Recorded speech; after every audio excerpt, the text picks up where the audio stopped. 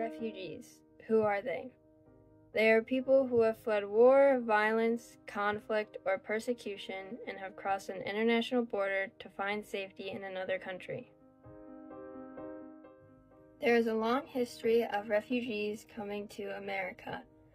In 1891, the Bureau of Immigration was established, and in 1953, the Refugee Relief Act was passed to authorize nearly 200,000 special non-quota immigrant visas for refugees and escapees from communist countries.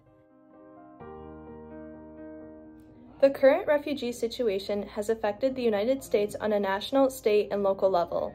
Of the refugees who came in the year 2021, 39.5% of them were aged from newborns to 17 years old. Out of the 11,454 refugees admitted into the United States that year, 6,250 were from Africa, according to DHS.gov. From 2019 to 2021, an average of 36.6% of refugees were from the Democratic Republic of Congo. On the New York State level, a total of 1,775 refugees and special immigrant visa holders resettled in New York State in the 2022 fiscal year, according to otda.ny.gov. The population in the city's main shelter system exceeded 62,000 people in early October, which is a new record for them. On the local level, Monroe County has received 6,489 refugees since 2007, and in 2022, the county took in 202.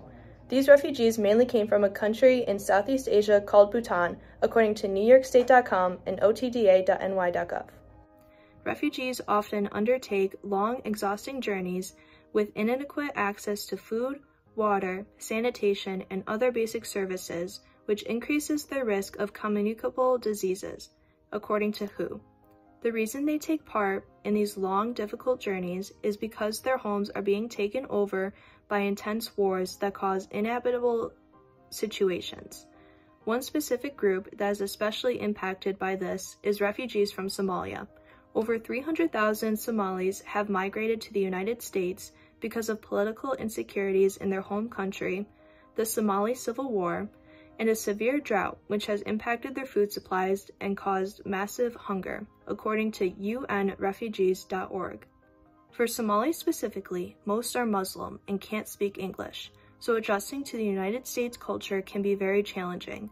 It is difficult to overcome the discriminatory stereotypes placed by some Americans in society, according to SeattleCollegian.com.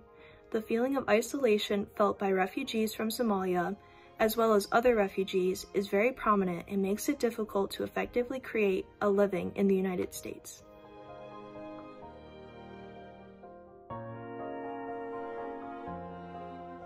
One of the main organizations in Rochester for refugees is the Rochester Resettlement Services. They are an organization that provides basic needs to refugees such as food, clothing, and shelter. We went down to the center and interviewed Mr. Mu and a refugee that has been helped by this organization. Mr. Mu has provided translation and English education through the center for many years.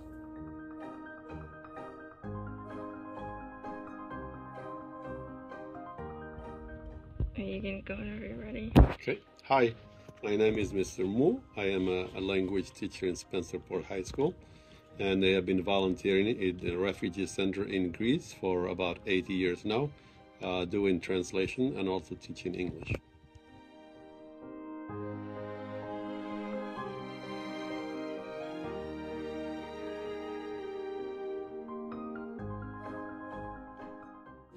They do everything. Not really, pretty much everything. So what they do is, for like, we went to now they buy houses. When there's a house in the market around here, they buy it, and then we just bought a house here now, and we went to visit it. They're tearing everything down because a lot of houses have been neglected. Some of them are seized by the government because somebody couldn't pay taxes and stuff like this. So it's totally neglected. So we have to repaint everything, fix any appliances and stuff, and then a family comes and then we put them there. And for the beginning, we take care of everything. Like, we provide them with food, with cable, with electricity and everything. And then we find them a job. We take kids to school. And then once they start working, then they pay back 25% of their salary to the center, because this is a non-profit, so they're not government or anything. Money comes from the center itself.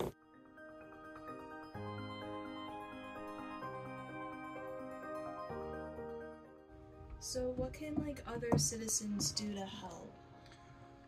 Anything, really. People, I mean, I used to come here with students pretty much every day. Mm-hmm. So I'll be teaching one group, and then the volunteers would help with the younger ones, or I will divide them. There's a classroom there and here, and I will be teaching one something like advanced ones, and then the students would teach the more or less advanced. Mm-hmm. Connecting directly with the students, like on WhatsApp or whatever it is, or FaceTime, and talk to them. Like mm-hmm. if Clever is at home and he's doing his homework and he stumbles against a math question, he doesn't know, he can call you and say, can you help with this? Mm-hmm. So if he can do that, that's a really great help.